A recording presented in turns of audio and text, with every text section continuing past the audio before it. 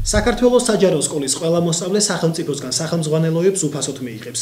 Რატომ ვერ მოხდა აღნიშნულ პროგრამაში კერძო და სასულიერო სკოლები, ამას ჩვენი სიუჟეტიდან შეიტყობთ. 2013-2014 სასწავლო წლისათვის მთელი საქართველოს მასშტაბით საჯარო სკოლების 650,000-მდე მოსწავლე სასკოლო სახელმძღვანელოებს უფასოდ მიიღებს. ამის შესახებ განცხადება საქართველოს განათლებისა და მეცნიერების მინისტრმა რამოდენიმე დღის წინ გააკეთა. აღნიშნულ ფაქტთან ერთად იბადება კითხვა, რატომ მხოლოდ და მხოლოდ საჯარო სკოლები და რა პრინციპით გამოირიცხა პროგრამიდან კერძო და სასულიერო სასწავლებლები.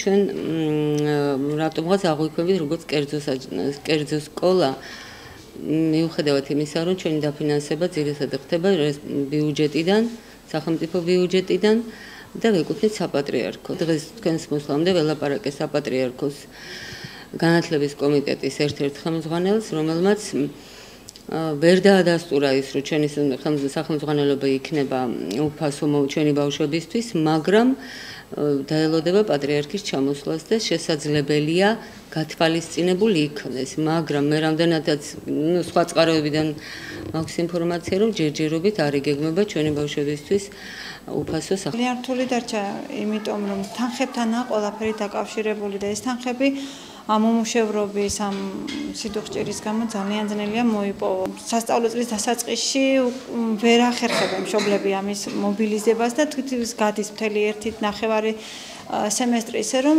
ვერ ყიდულობს მშობელი და აღნიშნულ საკითხთან დაკავშირებით ჩვენ ოზურგეთის მუნიციპალიტეტის საგანმანათლებლო რესურს ცენტრის ხელმძღვანელის კომენტარი მოვისმინეთ.